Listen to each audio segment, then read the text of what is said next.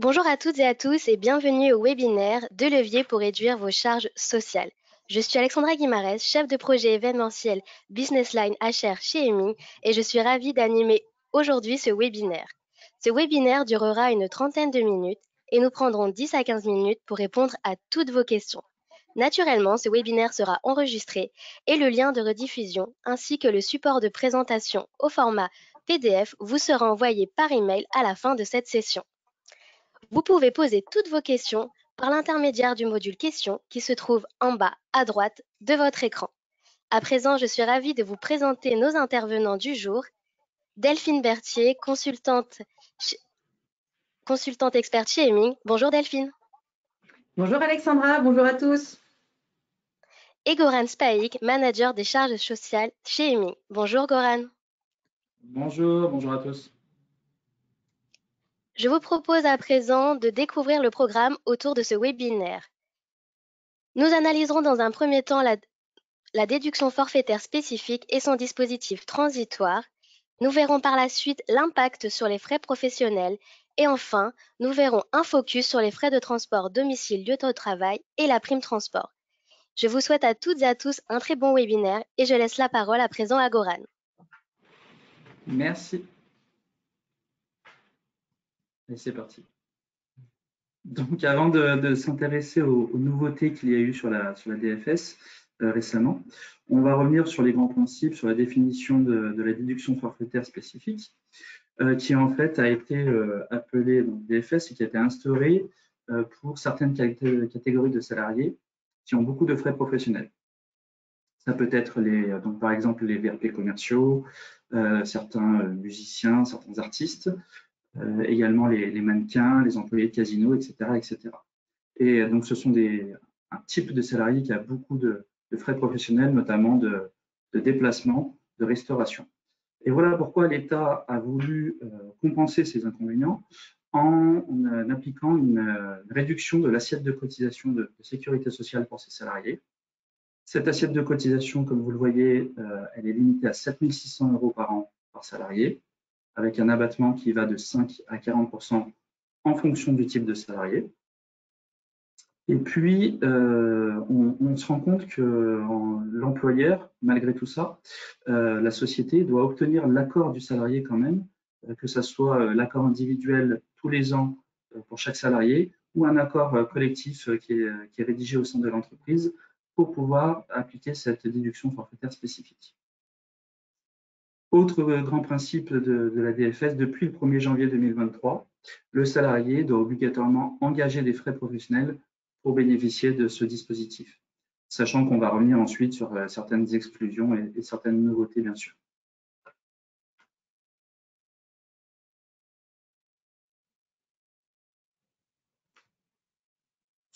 Alexandra, oui, merci, super. Sur justement les quelques précisions, donc sur encore une fois les principes de calcul. Donc le BOSS, le bulletin officiel de la sécurité sociale, qui comprend toute la doctrine de l'URSSAF, nous précise que l'assiette de calcul des cotisations ne doit pas être en deçà de l'assiette minimum des cotisations lorsqu'on applique la DFS. Et puis, il précise également que la société doit obligatoirement prendre en compte les frais professionnels dans la rémunération brute avant d'appliquer l'abattement d'assiette de cotisation. Donc, on doit bien remonter l'ensemble des frais professionnels dans la rémunération brute pour appliquer la DFS. Autre principe, bien sûr, les mois où le salarié n'engage aucun frais, il n'y a pas d'application de la DFS. Donc, pour exemple, sur un salarié qui est en congé tout le mois d'août, il n'a donc aucun frais engagé et donc pas de DFS appliqué pour ce salarié-là.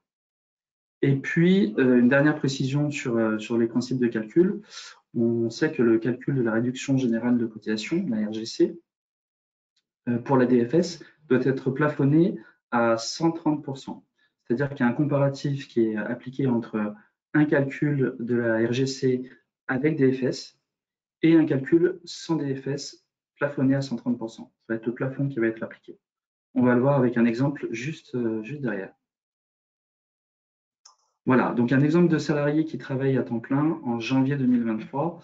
avec un salaire de base à 2 000 €, une prime d'ancienneté à 200 € et la prime de panier à 142 €.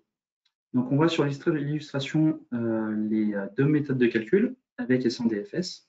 Donc, sans DFS, on va appliquer un total brut de 2 200 €, la rémunération brute de 2 200 €, et c'est sur cette base que va être le calcul de la RGC. Le montant de la RGC est de 287,98 € et la prime est bien sûr en net. Pour calculer le plafond, on va multiplier par 130%, donc 130% des 287, on arrive à 374,41 € de plafond RGC pour le mois de janvier pour ce salarié-là. Donc, on ne pourra pas dépasser ces 374 €. On voit dans l'exemple qu'on ne les dépassera pas, puisque dans le calcul avec DFS, on arrive à 337 €. Et vous voyez que dans ces cas-là, le montant des 142 € de panier est bien compris dans la rémunération brute avant d'appliquer cet abattement d'assiette de cotisation. Donc voilà les deux méthodes de calcul qu'il faut comparer à chaque fois lors de la DFS, lorsqu'on applique la DFS aux salariés. Oui, ensuite on va voir justement tous les nouveaux modes de calcul et toutes les nouveautés, les évolutions réglementaires qu'il y a eu qui concernent cette partie DFS avec Delphine. Voilà, donc comme Garan vous l'a exposé, eh bien, suite à de nombreux contentieux et à la rédaction de cette doctrine des organismes donc dans le bulletin officiel de la sécurité sociale, eh bien, les modalités d'application de la DFS se sont vraiment renforcées ces dernières années et deviennent de plus en plus complexes à mettre en place dans les entreprises pour les salariés concernés. Et afin d'éviter justement une sortie trop brutale de ces dispositifs, eh bien, certains secteurs ont négocié des modalités de sortie, c'est ce qu'on appelle le dispositif transitoire. Alors, à l'heure actuelle, il y a 5 secteurs qui sont concernés: la propreté, la construction, l'aviation civile, les journalistes et le transport routier de marchandises. Alors, les pourcentages que vous voyez entre parenthèses correspondent au taux de DFS qui leur était applicable avant ce dispositif transitoire. Mais comme on va le voir sur le slide suivant, eh bien, ils ont négocié des dates de sortie différentes et des modalités différentes en fonction des secteurs. Ainsi, comme vous pouvez le constater, eh bien, les dates de suppression varient en fonction des secteurs et les dispositifs transitoires sont plus ou moins longs en fonction de chacun de ces secteurs. On peut noter notamment que c'est la propreté qui a entamé en premier cette sortie, puisque ça a démarré en 2022 pour une suppression en 2029. On voit que pour le BTP, le transport de marchandises et les journalistes, eh bien, c'est un dispositif très progressif jusqu'à une suppression totale. Et pour l'aviation civile, eh bien, on commence en 2023 avec un taux de 29% et bien, en fait, en 2032, on va passer de 20% à 0 en 2033. Donc là, on ne va pas jusqu'à l'extinction des pourcentages, mais on a un arrêt à 20% pour 2032. Et donc, il y a également des aménagements qui sont liés avec la mise en place de ces dégressivités, des tolérances par rapport justement aux obligations qui sont maintenant obligatoires pour les autres secteurs appliquant la DFS et qui ne sont pas dans les 5 secteurs mentionnés. Donc, le premier aménagement, c'est que le bénéfice de cette DFS est admis, même en l'absence de frais professionnels réellement supportés par le salarié. Donc, ça veut dire que l'employeur peut appliquer de la DFS pour son salarié, même si certains mois ou sur l'année, il n'y a pas réellement de frais professionnels engagés. De même, eh bien, l'ensemble des frais professionnels peuvent faire l'objet d'un cumul avec la DFS, c'est-à-dire que, contrairement au mécanisme que Goran vous a montré tout à l'heure, où les primes de panier qui traditionnellement sont versées en net aux salariés étaient remontées dans l'assiette en brut pour l'application de la DFS, eh bien, pour ces 5 secteurs, on peut garder les frais en net et donc appliquer la DFS sur le brut hors frais. Et enfin, il existe des modalités de gestion qui sont simplifiées par rapport au recueil du consentement des salariés pendant cette période de transition. Donc, si l'employeur a recueilli un consentement en 2023 pour le secteur de la propreté ou avant 2023 pour les autres secteurs, eh bien, le consentement couvre la totalité de la période de transition et l'employeur n'a pas à reproduire cette demande annuellement. Enfin, évoquons aussi le cas du nouvel embauché, puisque lorsque vous embauchez un nouveau salarié pendant cette période de transition, vous lui demandez son consentement à son embauche, par exemple, et vous n'avez plus besoin de lui redemander jusqu'à l'extinction du dispositif. Donc, son avis, son accord vaut pour l'ensemble de la période. Il faut bien aussi noter que en cas de non-réponse du salarié, eh bien, son silence vaut accord. Alors, je vous ai dit que ces tolérances étaient applicables pendant la période de dégressivité des taux de la DFS, mais elles sont également applicables dans certains cas pour les années qui précèdent l'entrée en vigueur de la dégressivité.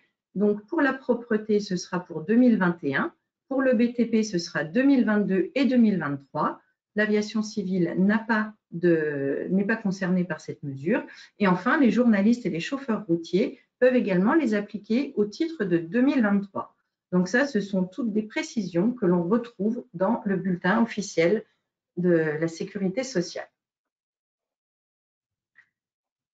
Et voici notre premier sondage qui s'affiche sur vos écrans. Si vous travaillez dans l'un des 5 secteurs concernés par la DFS dérogatoire, avez-vous déjà pris en compte ces modalités? Oui, non, partiellement, non concerné. Je vous laisse quelques secondes pour répondre au sondage. Très bien, je vois déjà qu'une première tendance se dessine. Je vous laisse encore quelques secondes pour y répondre.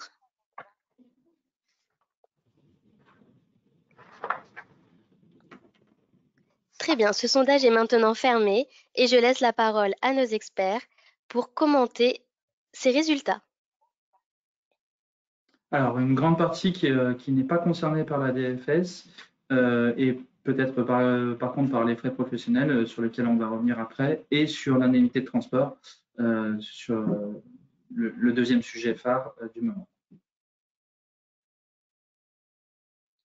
Très bien, je vous laisse poursuivre. Oui, alors toujours sur cette partie frais professionnels, le boss, justement, on revient dessus, mais il nous a précisé que les prises en charge directes par l'employeur et les remboursements de frais professionnels entrent obligatoirement dans l'assiette de cotisation. C'est ce qu'on a vu au tout départ de notre présentation. Et puis, il est venu ajouter une tolérance, comme le disait Delphine, sur le fait que, dans un second temps, donc sur les 5 secteurs concernés, toujours les 5 secteurs dont on a déjà parlé, il n'est plus obligatoire d'ajouter, de remettre les frais professionnels dans la rémunération brute soumise avant d'appliquer cet abattement d'assiette de cotisation. Donc les frais peuvent rester en net, bien sûr sous les conditions d'exonération possibles. On va le voir justement avec un exemple juste après sur un salarié qui a des primes de panier, donc une prime de panier de 10 €, et on a détaillé par type d'application de DFS pour ce salarié, on va dire, puisqu'un salarié sans DFS, donc là on va lui appliquer le 7,10 € dans la rémunération brute soumise, donc dans le brut, et puis on aura 2,90 €, plutôt le contraire, 2,90 € dans la rémunération brute et 7,10 € dans l'exonération en net. Donc ça, c'est le barème de l'URSSAF qui permet l'exonération de 7,10 €. Donc pour un salarié sans DFS, pas de souci sur ce frais professionnel, on applique l'exonération possible, une partie en brut et une partie en net. Pour le salarié avec DFS, hors des 5 secteurs, donc là on n'a pas le choix, l'intégralité de la prime de panier de 10 € sera dans la rémunération brute, avant d'appliquer justement cet abattement d'assiette. Et puis pour un salarié qui est dans les 5 secteurs, application de la tolérance. Donc là, on revient sur ce qui est possible. On va appliquer l'exonération de 7,10 € et ajouter la part soumise de 2,90 € dans la rémunération brute. Voilà.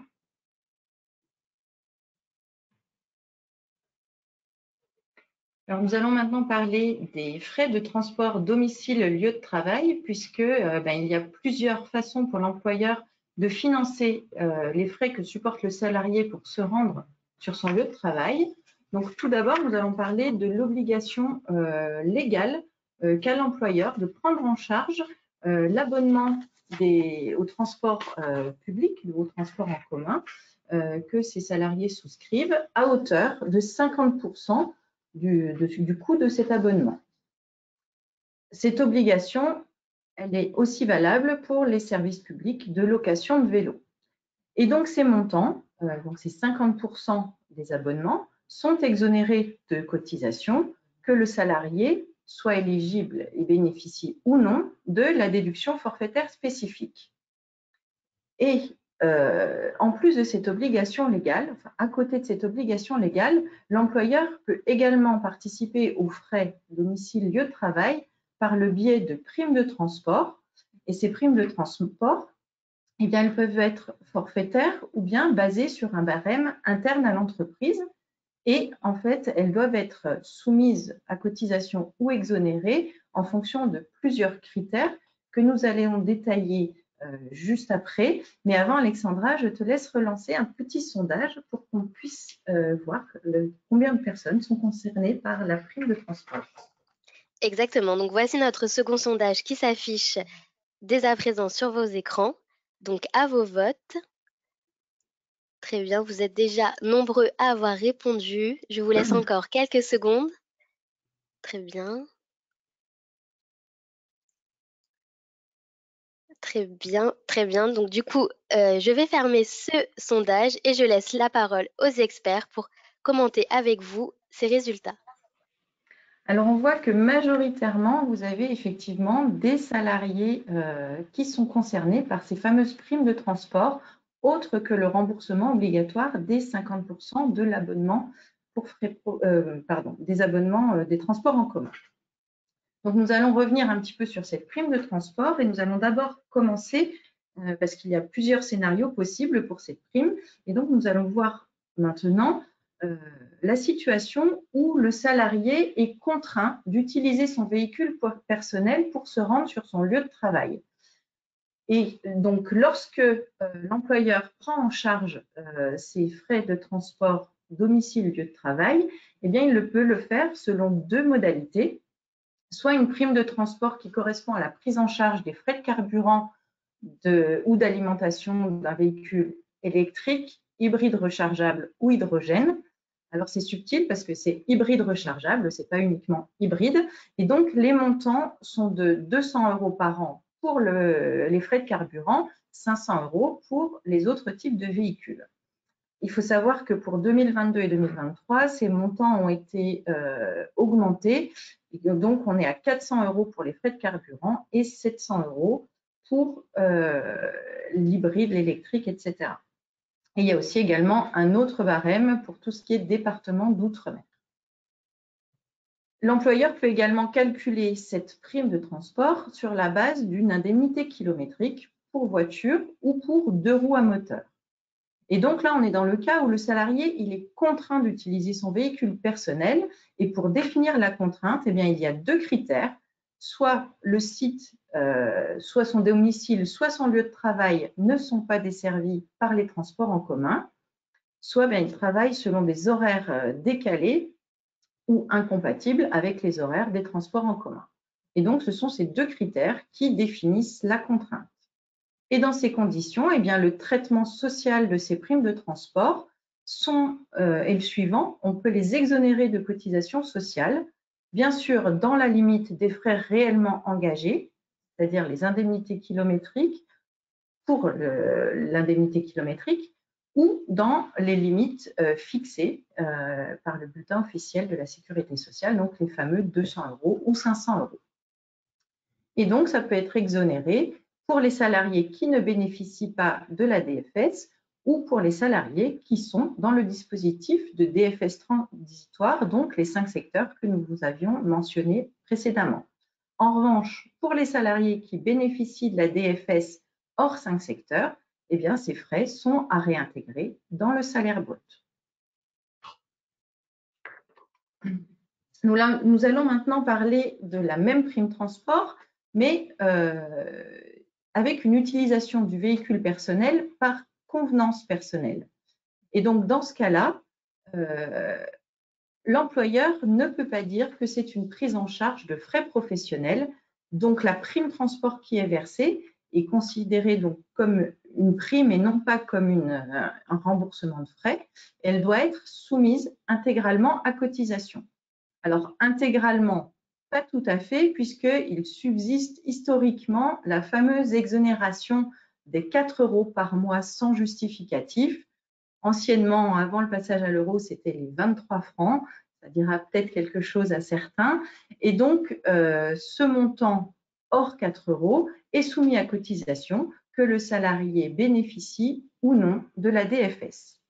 Alors, un petit point d'attention, parce que c'est vrai qu'il y avait des tolérances avant le 31 octobre 2022, c'est-à-dire que ces utilisations de véhicules par convenance personnelle, eh bien, l'URSSAF tolérait que l'on passe en net, donc qu'on ne soumette pas à cotisation, une partie du montant de cette prime qui correspondait en fait au montant représentatif du prix de l'indemnité kilométrique pour les trajets domicile-lieu de travail dans la limite du prix de l'abonnement au transport en commun le plus économique.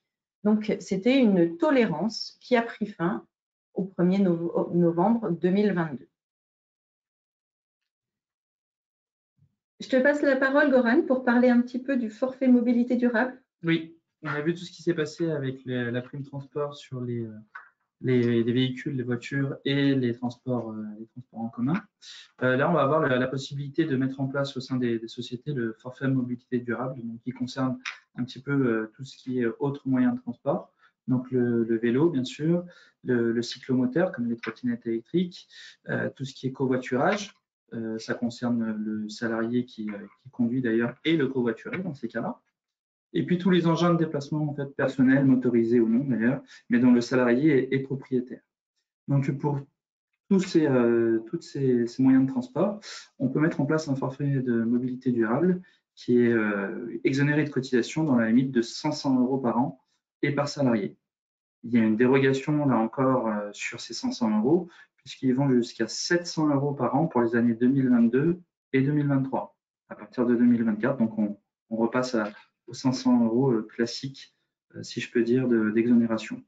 On va voir un exemple encore juste après de primes de transport exonérées. En tout cas, pour un salarié ou pour des salariés qui ont de la DFS dans les 5 secteurs, pour exonérer la prime de transport, il faut quand même prouver la contrainte d'utilisation du véhicule personnel, puisqu'il ne peut pas justement l'utiliser pour convenance personnelle, on en a parlé tout à l'heure. La distance séparant le domicile lieu de travail, la puissance fiscale du véhicule, le nombre de trajets effectués par mois, et puis donner ou en tout cas obtenir la photocopie de la carte grise du véhicule de chaque salarié. Et cette procédure doit être reproduite chaque année. En fait, ce sont tous ces justificatifs-là qu'il conviendra de présenter, de fournir aux inspecteurs en cas de futur contrôle URSSAF sur cette partie prime transport.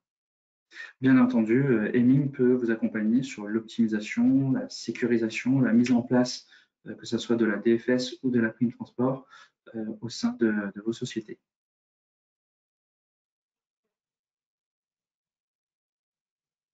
Merci beaucoup Delphine et Goran pour cette présentation très éclairante sur la DFS et son dispositif transitoire. Nous allons à présent passer aux questions. Et d'ailleurs, j'ai déjà une question d'un auditeur qui vient d'arriver. La question est, je vous la lis, lorsque l'on appartient à un secteur éligible à la DFS, est-il obligatoire d'appliquer la DFS aux salariés concernés? Non, ce n'est pas du tout une obligation, c'est une option d'ailleurs. L'employeur doit quand même dans un premier temps recueillir le consentement du salarié. Donc soit par salarié en lui demandant directement, soit avec un accord collectif, bien sûr. Et puis ensuite, il peut revoir cette application de DFS une fois par an, en fin d'année, et choisir ce qui est le plus avantageux en fin de compte pour ce mode de calcul. Très bien, merci beaucoup Goran. J'ai une deuxième question d'un auditeur. La question est, y a-t-il des avantages pour les véhicules électriques en 2023? Je vous laisse la parole. Qui de vous va répondre? Oui. Alors, ça dépend en fait de quel type de prime enfin, dans quel dispositif on va se placer. Donc, notamment si on parle des avantages en nature, eh bien, pour un véhicule électrique, les frais de recharge du véhicule sont négligés pour le calcul de l'avantage en nature. Et puis, l'avantage en nature en lui-même est divisé par 2 dans la limite de 1 800 € par an. Si on parle des indemnités kilométriques, eh bien, si votre salarié roule en véhicule électrique, ces indemnités kilométriques sont majorées de 20%. Et puis, si on parle de prime transport, eh bien, la prime transport est exonérée à hauteur de 700 €, c'est ce qu'on a vu tout à l'heure, par an et par salarié, si on est sur un véhicule qui est électrique, hybride rechargeable ou à hydrogène, contre 400 € pour les véhicules classiques thermiques. Très bien, merci beaucoup Delphine. Alors j'ai une troisième question qui vient d'arriver. J'ai une TPE-PME. Est-ce que la prime transport est-elle éligible à ma société? Alors la prime transport, on ne peut pas dire qu'elle soit éligible ou non. Elle est mise en place ou non par l'employeur de manière unilatérale ou alors lors de négociations avec les partenaires sociaux, si vous en avez. Mais en fait, c'est l'employeur qui va décider de mettre ou non en place une prime transport.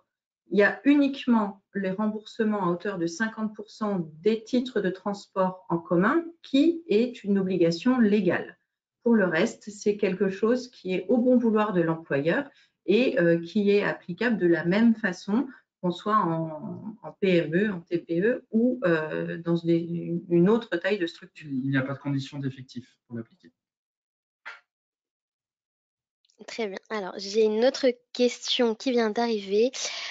Peut-on cumuler la prime transport, remboursement obligatoire des frais de transport en commun et forfait mobilité durable? Et à ce moment, on cumule les plafonds? Je vous laisse répondre, Delphine et Goran.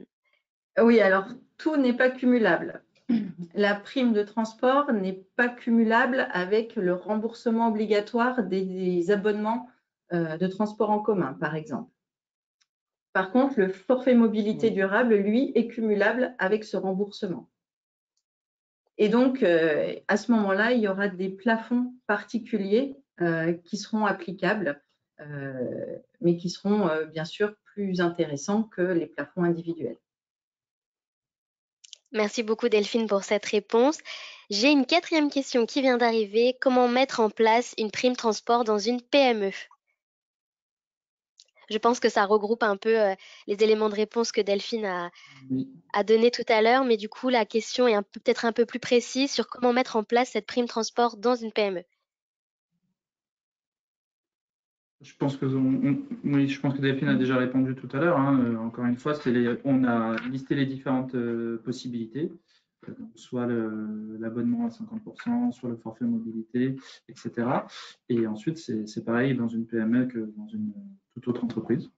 Alors peut-être ce qu'on peut quand même préconiser, c'est de vérifier dans quelle situation se trouvent vos salariés. Est-ce que vous êtes avec des salariés qui sont contraints d'utiliser leur véhicule ou alors est-ce que c'est une convenance personnelle, ce qui permettra de vous positionner aussi sur le coût de la mise en place de cette prime, puisque soit c'est un élément qui est versé en net, soit c'est un élément qui va être versé en brut et donc sur lesquels s'appliqueront l'intégralité des cotisations salariales, mais également patronales. Très bien. Merci beaucoup Delphine et Goran. Une cinquième question qui vient d'arriver. Vous parlez d'une limite d'exonération de 200 € ou 500 € pour la prime transport. Ce sont les mêmes seuils pour les indemnités kilométriques? Delphine, Goran, qui de vous souhaite répondre à cette question? Ouais. Non, alors l'indemnité kilométrique, on va la calculer sur la base du barème fiscal de l'indemnité kilométrique et par rapport à la réalité des kilomètres engagés par le salarié pour se rendre sur son domicile, de son domicile à son lieu de travail. Donc, en gros, on va regarder la distance aller-retour domicile-lieu de travail multipliée par le barème de l'indemnité kilométrique et ça nous donnera la limite haute en fait de la prime de transport qui peut être mise en place. Très bien, merci beaucoup. Un auditeur vient de nous demander, pour revenir sur la DFS, il est indiqué frais effectivement supportés. Peut-on prendre en compte les frais remboursés en fin de mois par l'employeur? Je vous laisse répondre Delphine et Goran. Alors effectivement, on va parler, alors les frais supportés, on en parlait sur… les prises en charge directe par l'employeur. En fait, on peut dire qu'il y a deux types de frais. Généralement, il y a les frais professionnels qui vont être remboursés. C'est le salarié qui paye les frais et c'est l'employeur qui le rembourse. Et il y a également les frais d'entreprise où c'est directement l'employeur qui va payer, par exemple, la nuit d'hôtel d'un de ses collaborateurs parce qu'il y a un accord avec un hôtel, etc. Donc, il y a ces deux types de frais. Depuis 2023, quand on est en dehors des 5 secteurs qu'on vous a mentionnés, l'ensemble de ces frais doivent être réintégrés dans l'assiette de cotisation. Donc, les frais réellement supportés, c'est l'ensemble des frais d'entreprise ou les frais professionnels directement engagés par le salarié qui doivent être réintégrés dans l'assiette. Très bien. Merci beaucoup Delphine pour ces éléments de réponse. Du coup, ce webinaire est maintenant terminé. Je vous remercie encore Delphine et Goran pour cette présentation et nous reviendrons vers vous pour répondre à toutes vos questions auxquelles nous n'avons pas pu répondre sur ce webinaire. Je vous remercie encore à toutes et à tous d'avoir participé à ce webinaire DFS de levier pour réduire vos charges sociales et je vous souhaite à toutes et à tous une très belle journée. Au revoir. Merci, bonne journée.